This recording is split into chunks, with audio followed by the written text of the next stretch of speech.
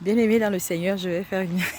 Ça fait longtemps que je n'ai plus fait de vidéo en étant à l'extérieur. Tout d'abord, bonjour ma famille. Que toute la gloire revienne à l'Éternel Dieu Tout-Puissant. Et je crois que vous qui avez déjà vos habitudes sur la chaîne, vous vous portez bien. Bonjour. Et bien, si parmi vous, il y en avait qui étaient malades, et si parmi vous, en ce moment, il y en a qui traversent des moments difficiles, vous le savez, hein, je n'ai pas de médicaments, je n'ai pas de solution. La seule, d'abord, la première et la plus importante de toutes les solutions, c'est Dieu. De regarder à lui, de pleurer à lui. Voilà. Parce qu'il dit dans sa parole, pour toi qui crois en lui, que la prière du juste, il l'écoute.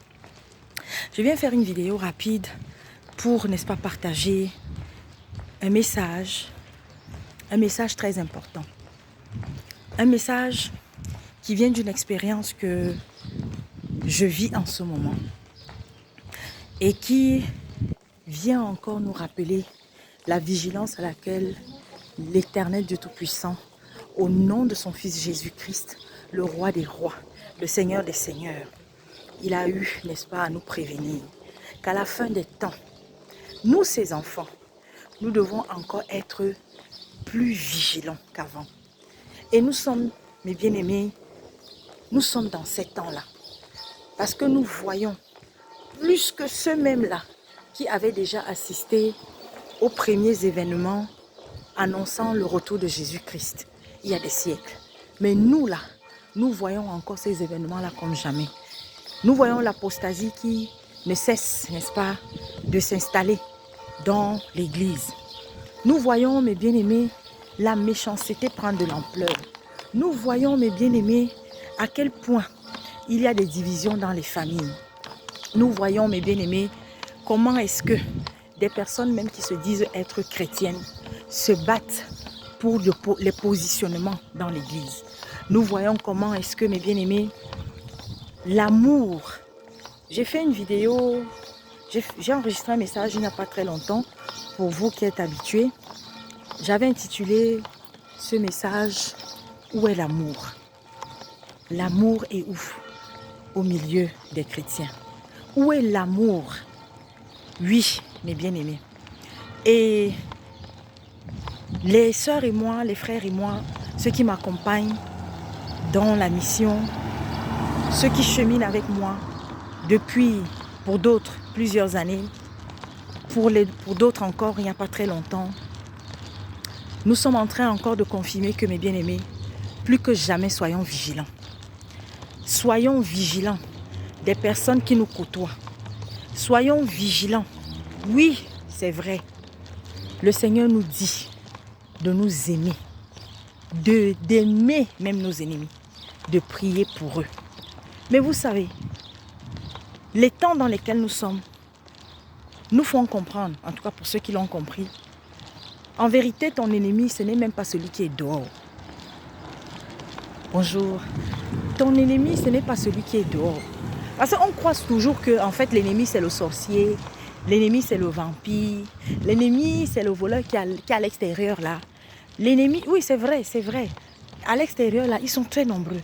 Mais celui même qui est à côté de toi, ou celle qui est à côté de toi, qui est déguisée, tu ne verras pas. Tu ne verras pas. Et toi-même, hein, tu peux devenir aussi l'ennemi de quelqu'un d'autre demain, de ton frère, de ta soeur.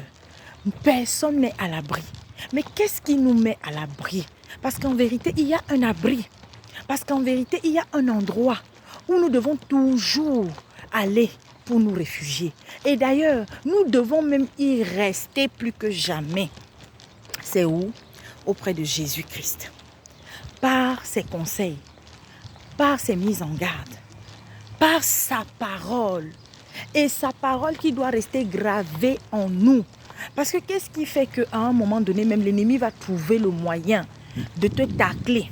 L'ennemi va trouver le moyen de te tromper. L'ennemi va trouver le moyen parce que, au-delà du fait que ton frère, ta soeur peut devenir ton ennemi demain, ou toi-même tu peux devenir l'ennemi de ton frère, de ta soeur demain. N'oublions pas qu'il y a un esprit qui règne dans le monde. Il y a un esprit qui domine le monde déjà depuis un petit moment, c'est quel esprit? C'est l'esprit de l'antéchrist. Ah oui, parce qu'on se prépare, n'est-ce pas, à la sortie physique de l'antichrist. Alors oui, mes bien-aimés, n'oublions jamais que notre ennemi en vérité. Parce que lorsqu'on dit même que ton frère peut devenir ton ennemi demain, oui, c'est une façon de nous amener à bien comprendre que ton frère, ta soeur demain, le diable peut réussir à s'immiscer dans son esprit. Voilà. Ton mari peut devenir ton ennemi demain, mais ce n'est pas ton mari en fait qui est ton ennemi, mais c'est l'esprit qui est en ton mari. Ta femme peut devenir ton ennemi, mais ce n'est pas ta femme, c'est l'esprit qui est en ta femme. Ainsi de suite, ainsi de suite. Aujourd'hui, on a des parents qui sont les ennemis de leurs enfants. Les enfants sont les ennemis de leurs parents. Est-ce qu'on n'a pas été prévenu par rapport à ça? Ben si. Alors, que faire? Mes bien-aimés, que faire? Est-ce qu'on doit fermer la porte de notre cœur? Est-ce qu'on ne doit plus s'aimer? Est-ce qu'on ne doit plus ouvrir la porte à celui-là qui vient pour trouver refuge, qui vient, n'est-ce pas, pour partager un moment notre table, notre plat de nourriture? Est-ce qu'on ne doit plus, mes bien-aimés, aider ceux qui sont en souffrance? Mais non. Si, il faut même plus encore avoir un cœur disposé à le faire. Ah, je sais, vous vous attendiez à ce que je dise que c'est vrai, il ne faut plus aider. Mais si, il faut continuer d'aider. Il faut même encore plus aider. Mais seulement, il faudra le faire avec sagesse. Il faudra le faire avec sagesse. Vous savez que, et ça je m'adresse surtout aux personnes à qui Dieu a donné un cœur disposé à aider. Toujours aider. Et que malgré les coups, malgré les déceptions, malgré les trahisons, ils ne se fatiguent pas à aider. Parce que c'est un Dieu qui leur a donné ce cœur. Et bien aimé. Alors c'est d'abord à eux que je voudrais dire ceci. Ne te décourage pas. Continue d'aider. Mais seulement, n'aide plus comme quand tu étais dans le monde. C'est-à-dire que quelqu'un vient te dire que donne-moi de l'eau, tu prends seulement l'eau, tu donnes. Donne-moi, non. Est-ce qu'en tant qu'enfant de Dieu, on doit, même quand on aide, on doit simplement aider et sans se poser un instant la question, est-ce que c'est la volonté de Dieu? Mais bien aimé, oui, nous devons continuer d'être charitables. Nous devons continuer de nous supporter les uns les autres, c'est-à-dire nous aimer les uns les autres. Nous devons continuer de tendre la main à celui qui en a besoin. Mais avant de le faire, examinons, laissons, surtout, vous savez, il y a un certain type d'aide. Je ne suis pas en train de te dire que si par exemple, tu es en train de marcher et que tu vois une personne, qui te dit, qui mendie, qui demande par exemple de l'argent sur la route. Alors oui, c'est vrai qu'il y a des pays où de plus en plus on se méfie aussi de ce type de personnes parce que voilà, il y a des personnes soit qui sont déguisées, qui sont dans des pratiques. Ok, ça nous amène... Bon, ça aussi, si l'Esprit Saint, ensuite, vraiment, si tu sens une réticence, vous savez, quand on a envie de faire quelque chose et qu'on sent une réticence, en fait, il faut s'arrêter. Je vous dis, pendant longtemps, je négligeais ça. Et je vous assure que lorsque je n'ai pas écouté l'esprit. Vous savez, l'esprit parfois ne nous parle pas audiblement, mais il nous fait sentir. Il nous fait sentir qu'il y a un blocage. Il nous fait sentir qu'il y a une lourdeur. Il y a quelque chose. Alors arrêtons-nous un instant. Donc à partir d'aujourd'hui, tu as envie d'aider. Tu vas continuer d'aider. Que ce soit dans ta famille, que ce soit auprès des frères et sœurs dans la foi, que ce soit auprès des inconnus. Mais si tu sens une petite réticence, si tu sens seulement que l'esprit est en train de t'amener d'abord à t'arrêter un instant, mon frère, ma soeur, arrête-toi un instant et va au pied du Père. Voilà telle personne qui m'a sollicité. Voilà telle personne qui sollicite une aide. Et une aide, mais bien aimé, je ne suis pas en train de parler les aides que, bon, tu vas prendre un 100 francs pour donner à quelqu'un qui a faim. Tu vas prendre... Non, mais bien aimé, je parle surtout d'un type d'aide qui nécessite surtout de gros moyens. Ça, c'est d'abord la première des choses. Un type d'aide, par exemple, la personne te dit, voilà, son mari, sa femme, son enfant est malade, il faut l'hospitaliser, il faut prier. C'est vrai que quand quelqu'un est en danger, lorsque c'est une question de vie ou de mort, on ne va pas réfléchir. Mais non, il faut réfléchir. Parce que, est-ce que la personne te dit la vérité? Ah, c'est là où je voulais nous amener. Est-ce que la personne te dit la vérité? C'est vrai, quand nous aidons, nous n'allons pas faire la police, nous n'allons pas faire le scanner, mais nous avons notre scanner qui est le Saint-Esprit. Nous avons notre scanner qui est le Saint-Esprit. Nous avons, mes bien-aimés, le Saint-Esprit qui va susciter en une fraction de seconde, n'est-ce pas, un arrêt. Tu vas ressentir une odeur. Vous savez, c'est comme par exemple lorsque tu as envie de poser une action dans l'église. Tu as envie de poser une action auprès de quelqu'un, mais tu sens une lourdeur, ou bien tu as envie d'aller dire quelque chose à quelqu'un et tu sens une lourdeur. Alors il faut t'arrêter un instant. N'insiste pas. Prends le temps dans la prière. Prends le temps. On va même t'appeler. On va te dire, ah Alvin, ah Solange, ah Pamela, ah André, Victor, il y a telle situation. Vraiment, il faut que tu apportes ton aide. Vraiment. Et c'est une seule personne d'abord qui t'appelle pour te dire ça. Tu sens la lourdeur. Ouais, ne discute même pas. Arrête-toi un instant. Arrête-toi un instant. Va au pied du Maître. Va au pied du Seigneur. Et prie. Si on t'a peut-être sollicité parce qu'il y a une personne qui est malade, ça ne va pas. Mais bien aimé, si Dieu veut que tu aides la personne ne va pas mourir demain. La personne ne va pas mourir aujourd'hui. Et entre aujourd'hui et demain là, le Seigneur va te répondre. Parce que c'est l'erreur que nous commettons. Et nous sommes nombreux à commettre cette erreur-là. C'est-à-dire, nous avons commis cette erreur. Et après, on s'est retrouvé à apprendre des vérités. Oui, nous devons aider. Je le dis, je suis contre ceux-là qui disent que oui, n'est-ce pas, on t'a fait ci, tu as toujours aidé. Voilà comment la personne t'a trompé. Voilà comment la personne t'a trahi. Tu vas encore continuer. Oui, il faut continuer d'aider. Pourquoi? Parce que la personne même qui est en train de te dire là que n'aide plus là. Pourquoi est-ce qu'elle ne dit pas à Dieu de ne plus écouter ses prières? Pourquoi est-ce qu'elle ne dit pas à Dieu, non, moi c'est bon, tu m'as suffisamment aidé comme ça, ne m'aide plus? Pourquoi est-ce qu'elle ne lui dit pas ça? C'est la même personne qui le soir va se placer devant le Seigneur pour prier, non? Pour l'appeler encore au secours, non? C'est la même personne qui va se retrouver encore à genoux devant le Seigneur pour prier pour son enfant, prier pour son mari, prier pour X, prier pour Y. Alors soyons sages. Et je vais terminer avec le sujet du mois. Je vous ai dit ici, je vous le dis souvent, depuis un certain temps, le Seigneur me donne un thème à chaque mois. Et ce mois-ci, ce n'est pas un thème fixe, c'est-à-dire que c'est seulement en ce mois qu'il va falloir prier concernant ce sujet. Non. Et bien aimé, vous savez que lorsque on a une décision à prendre, lorsque il y a une situation qui se présente, on apprend peut-être une mauvaise nouvelle, ou bien on a une personne peut-être qui va nous dire une chose, peut-être qu'on est en réunion, ou bien tu es à la maison avec ton mari, ou bien avec les enfants, ou bien tu as ton parent, tu as ta soeur qui t'appelle pour, n'est-ce pas, te dire une chose. Et puis, la personne te dit la chose et tu n'apprécies pas la manière dont elle t'a dit la chose. Alors, tu vas, toi aussi, tu vas seulement répondre. Ou tu vas aussi vouloir réagir.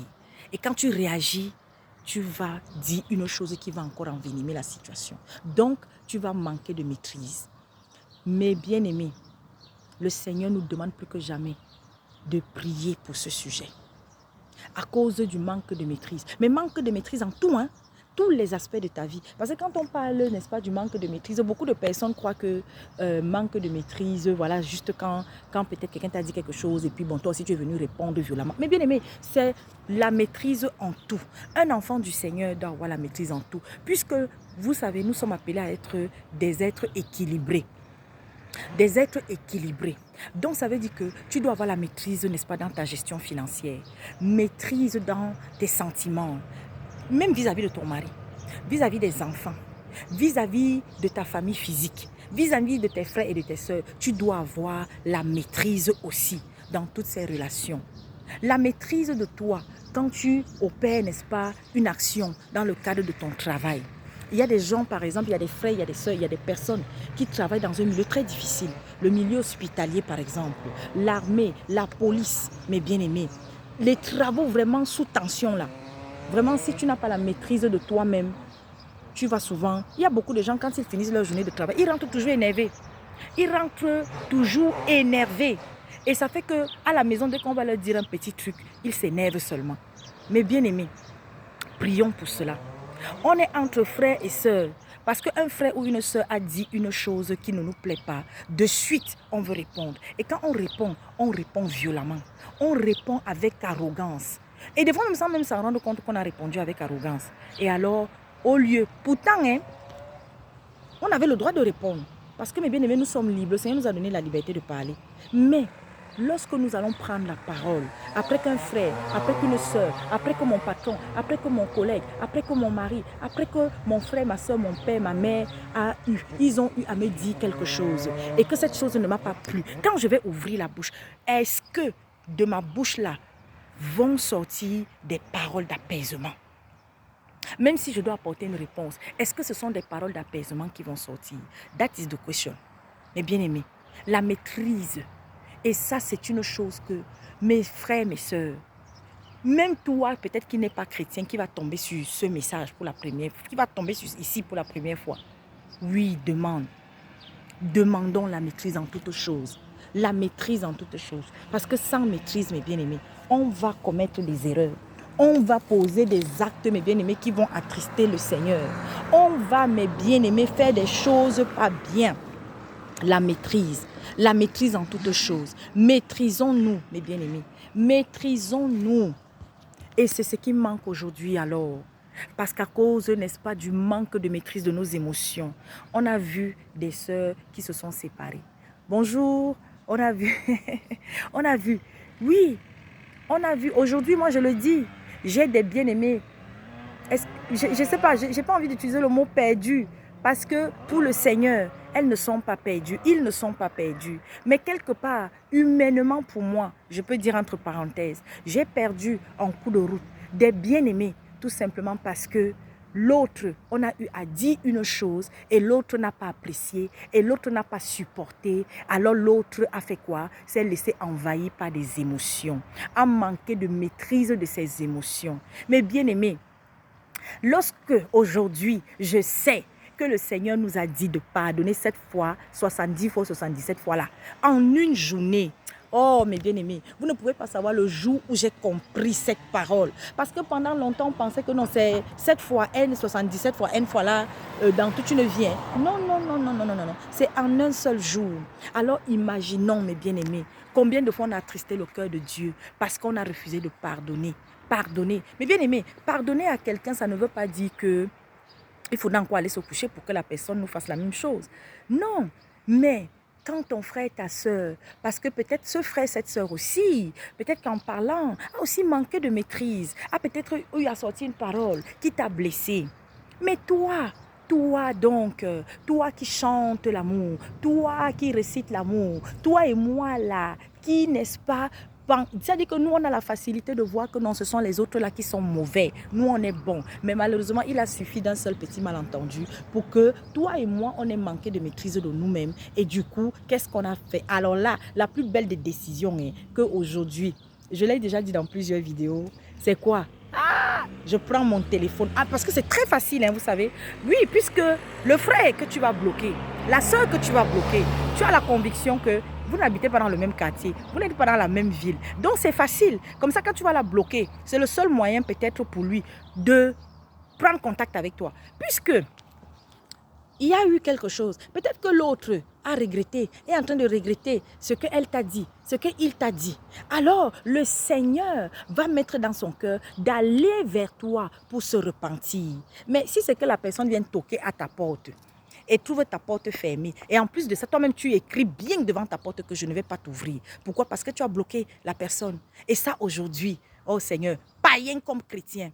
Ah oui, dès qu'il y a un petit malentendu, dès qu'il y a un malentendu entre deux personnes, il y a un qui va être rapide pour aller prendre son téléphone et puis bloquer parce qu'on est en colère, parce que l'autre nous a tellement fait mal. Mais puis, nous qui nous disons chrétiens, c'est ce qu'aujourd'hui beaucoup font. Alors oui, prions mes bien-aimés. Prions pour que le Seigneur nous aide à nous maîtriser. Vous savez, des fois on peut prendre de la distance pour faire comprendre à l'autre que ce que tu as fait n'est pas bien. Je te laisse le temps de réfléchir à tout ce que tu as fait. Alors, on va être dans le silence, mais sans bloquer la personne. Est-ce que vous comprenez? On va être dans un silence. Et le silence peut durer un jour, une semaine, même un mois. Mais entre-temps, toi par contre aussi, qui as décidé d'être dans le silence, qu'est-ce que le Seigneur attend encore plus de toi? C'est que pendant que tu vas être dans le silence, avant même de rentrer dans ce silence, que tu dises à l'autre qu'un oui, en ce moment, tu as fait des choses. Tu fais des choses qui ne sont pas bien. Et je prie pour qu'un jour tu t'en rendes compte. Je prie pour qu'un jour tu te repentes. Mais en attendant, je te laisse d'abord un peu dans ton coin. Mais si tu as un besoin, si tu as un problème de santé, si tu as je ne sais pas quoi, tu vas venir toquer, je vais répondre. Je vais répondre, mes bien-aimés, mais je vais continuer de prier pour toi dans le silence. Et ça ne va pas s'arrêter là. Ça fait que même si vous allez prendre de la distance, une fois en passant, faites signe à la personne. Oui, parce que mes bien-aimés, à la parole, il faut joindre l'acte. D'accord, mes bien-aimés? Voilà. C'était le message que je venais déposer aujourd'hui. Parce que, mes bien-aimés, on peut réciter les versets. Comme nous sommes nombreux, mais nous sommes très forts à réciter les versets. Mais dans la pratique, est-ce que nous sommes dedans? Dans la pratique, est-ce que véritablement, mes bien-aimés, nous sommes de véritables sentinelles, de véritables ambassadeurs de Jésus-Christ? Est-ce que nous le sommes vraiment? C'est pourquoi, mes bien-aimés, le Seigneur a dit, oh, et je le dis, oh, je partage tous ces derniers temps-ci avec des bien-aimés là-dessus. Le verset, la phrase, quand je pense à ça, qui me donne la chair de poule, qui me fait trembler, c'est lorsque j'entends le Seigneur Jésus-Christ dire, lorsque je reviendrai, trouverai-je la foi. Et là, il y a quelques jours, je suis tombée sur un enseignement qu'un bien-aimé donnait sur la chaîne sur laquelle il parle. Il est en train d'expliquer Apocalypse. Mais bien-aimé, il dit ceci, qu'il rigole toujours quand il entend certains de ses collègues dire que il y a un réveil, que avant le retour de Jésus-Christ, le réveil va être énorme. Et lui, il dit que, mais vous n'avez, il dit que ses collègues-là vraiment, que ses frères n'ont pas compris quelque chose. Quand le Seigneur dit que quand je reviendrai, trouverai-je la foi. Il dit quand je reviendrai, est-ce que je vais trouver la foi? Pourquoi le Seigneur l'a dit? Parce que quand il va revenir, ce sera une église endormie. Oui, il y aura le réveil. Alors il expliquait que le réveil, le réveil mondial de façon spectaculaire se fera, n'est-ce pas, pendant la tribulation. Ah ouais. Donc après l'enlèvement là, voilà. Donc pendant la grande tribulation, c'est à ce moment, quand les gens vont se rendre compte que, donc vraiment, le type là, c'était vraiment lui le sauveur. Le type là, c'était vraiment lui.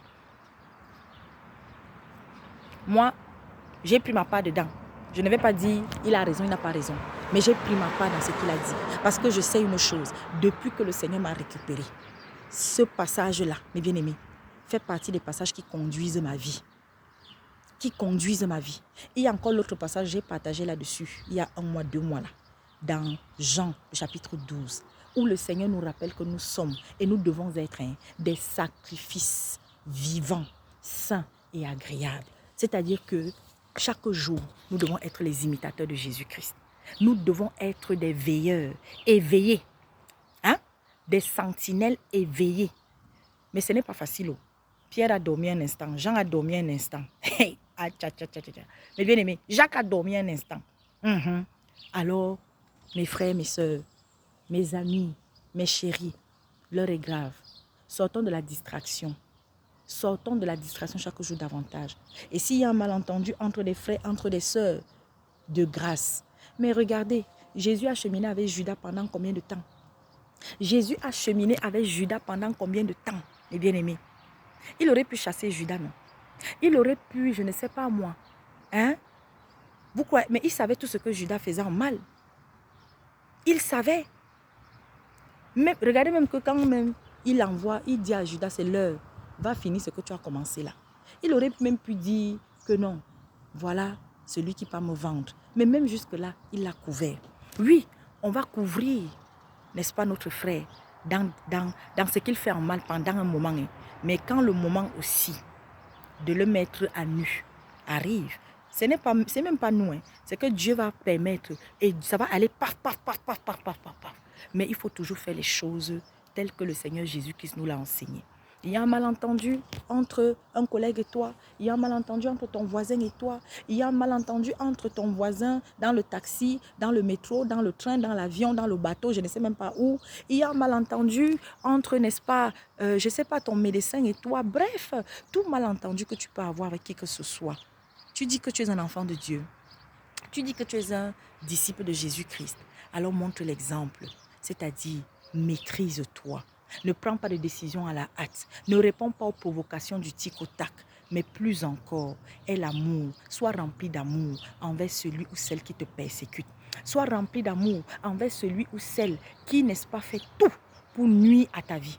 Sois rempli d'amour avec celui-là qui est un instrument de Satan dans ta marche chrétienne. Sois rempli d'amour. Mais être rempli d'amour, je le dis, ça ne veut pas dire que tu restes et on te fait du mal et tu dis Amen. Continue de me faire du mal. Non, mes bien-aimés. Ce n'est pas ce que ça signifie. Et quand tu vas même agir, n'agis pas sous le coup des émotions, mais demande la sagesse et l'intelligence à Dieu. Alors, bonne soirée à tout le monde. Restons dans la prière. Aux parents, je l'ai dit dans ma dernière vidéo, priez sans cesse pour vos enfants qui vont en vacances. Vous qui allez recevoir des vacanciers, priez parce que pendant que l'enfant de Truie est chez toi, tu ne sais pas ce que l'ennemi a planifié. Avant de sortir, remettez-les. Si vous allez travailler et que vous allez laisser les enfants de Truie chez vous, priez, remettez-les. Même si ce sont des enfants qui viennent des familles peut-être qui ne sont pas chrétiennes ou bien qui sont les chrétiens du dimanche là. Mais bien aimés, réunissez-les avant de sortir le matin et priez avec eux. Le soir, même si vous êtes fatigué, faites un effort de prier avec eux. Et à tous les chrétiens, transmettez ce message. Plus que jamais encore, je vous le dis, l'ennemi ne dort pas. Alors lorsqu'il ne réussit pas à t'atteindre, il va chercher à atteindre ton enfant. Il ne réussit pas à atteindre ton enfant. Si tu es marié, il va chercher à atteindre ton mari. Si ton mari aussi pour l'instant n'est pas encore les deux pieds devant le Seigneur. Si il ne réussit pas à atteindre ton mari, ça va être ton parent, ton père, ta mère, ton oncle, je ne sais même pas trop quoi. C'est pourquoi, mes bien-aimés, prions sans cesse. Ou ton voisin, priez pour vos voisins. Priez pour les habitants de la ville, du quartier, du pays dans lequel vous êtes, sans cesse. Prions pour les chrétiens. Prions les uns pour les autres. Prions, prions, prions, prions, prions. Ne nous fatiguons pas de prier, mes bien-aimés. Ne nous fatiguons pas, mais à la prière, n'oublions pas, soyons des exemples. Ce n'est pas facile. Et je voudrais encore nous dire, mais bien aimés, nous avons eu un temps de partage tout à l'heure. Le Seigneur est merveilleux. Vous savez, lorsque le Seigneur vous utilise pour annoncer des choses et que ces choses-là finissent par arriver, oh, vous ne pouvez même pas imaginer la joie que c'est. Lorsque le Seigneur accomplit une chose dans la vie de quelqu'un et quand vous avez des témoignages extraordinaires, mais bien aimés, que le Seigneur Jésus-Christ, vous savez, quand un enfant de Dieu marche, c'est comme là, je ne suis pas seule, hein. Je sais qu'il y a au moins un ange que papa a disposé, qui est là, qui veille sur moi. Ah ben oui, Est-ce que ça va empêcher que le moustique qui veut me piquer me pique? Mais bien aimé, le moustique me pique, non. Est-ce que ça va empêcher qu'il y ait un petit insecte qui va m'en piquer? Mais bien aimé, pourquoi? Parce que si papa a décidé que mon temps de partir n'est pas encore arrivé, que je suis encore là, parce que ma course n'est pas finie, parce qu'il y a des choses qu'il attend encore de moi. Mais bien aimé, je dois avoir la conviction que tant que je suis là, que ce soit à l'intérieur comme à l'extérieur, papa dispose son armée autour de moi. C'est parce que, mes bien-aimés, nous négligeons qui nous sommes. C'est comme c'est... Un jour, je vais faire une vidéo pour m'adresser cette fois-ci encore aux femmes. À nous les femmes là, qui ne voulons pas rester à notre place. À nous les femmes, c'est-à-dire que Dieu t'a donné ta place. Mais bien aimé, on a une place dans l'église, une très grande place dans l'église. Mais n'oublions pas que nous sommes l'aide. Et partout où l'homme est, nous sommes appelés à l'aider, à être son aide. Moi, je suis toujours... Oui, il y a ce point de désaccord que j'ai avec des frères et des sœurs sérieux et sérieuses dans la foi. Mais bien aimé, parce que c'est le Saint-Esprit, moi, qui m'a enseigné. Et si c'est que papa voudra me dire le contraire par rapport à ça, c'est-à-dire la place de la femme ou en tant que pasteur, en tant qu'évêque, en tant que je ne sais pas quoi, oui, aujourd'hui, j'accepte. Oui, nous enseignons. J'enseigne, mes bien-aimés, mais jusqu'à une certaine limite. Et où, dans quel milieu je vais prendre la parole, mes bien-aimés? Où? Mais est-ce que le Seigneur m'a dit que ma fille, parce que c'est le Seigneur qui te dit qui tu es. Les histoires qu'on forme les gens pour devenir les pasteurs, pour devenir, je ne sais pas moi les quoi là, pour devenir les apôtres. Mais vous êtes en train de vous gourer. Le Seigneur, quand il t'appelle, il va te dire qui tu es. Maintenant, tu peux avoir, parce que pas que tu peux, parce qu'on a toujours besoin, le Seigneur dispose toujours des gens pour maintenant nous amener à grandir dans la foi. Pour maintenant nous amener, n'est-ce pas, à comprendre les rudiments spirituels au travers de sa parole que le Seigneur attend que nous ayons, veut que nous ayons pour pouvoir grandir et accomplir ce pourquoi il nous a appelés. C'est tout. Dieu n'a pas créé l'homme avant la femme pour rien. Et c'est après combien de jours même que la femme a été créée, après l'homme. Donc, moi, vous savez, il y a des choses qui sont simples, mais c'est nous qui compliquons. C'est nous qui compliquons. Mais bien aimé, on a tellement de travail dans l'église. On a tellement de boulot dans l'église. On a affaire, mes bien-aimés, dans le corps du Christ. Nous, les femmes. Alors, je prie. Je prie. Mais bien-aimés, il y a des petites choses. Quand Jésus-Christ, si Jésus-Christ, dès le départ, voulait que les femmes soient au même pied d'égalité que l'homme, dans le service, à tous les niveaux. Mais bien aimé, dès la première heure, il devait mettre ça en place. Mais est-ce qu'il n'y a pas des femmes qui ont servi le Seigneur, qui ont cheminé avec le Seigneur? Il y en a, non? Les Marie-Madeleine, Marie-Magdala, ainsi de suite, sa mère, sa propre mère. Il y en a. Est-ce que dans la Bible, il n'y a pas eu des femmes qui ont occupé des fonctions hautes, juges, prophétesses? Hein? On rappelle toujours le cas de Anne. Mais bien aimé, mais nos patrons, et Seigneur Jésus-Christ, Esther, hein? Mais bien aimé, Esther qui était une conseillère, Esther, mais bien aimé, qui a retourné le cœur de son mari après avoir prié, après avoir jeûné. Hein? Est-ce qu'il n'y a pas, mes bien aimés? Oui, mais c'était des exceptions. C'était des exceptions.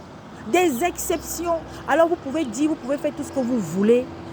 J'ai dit, oh, si le Saint-Esprit ne me convainc pas que la femme, au même titre que l'homme dans l'église, oui, il y a des passages que certains vont prendre. À la fin, il n'y aura plus ni homme ni femme. Mais à quel moment il n'y aura plus ni homme ni femme? Mais parce qu'on aura revêtu nos corps de gloire.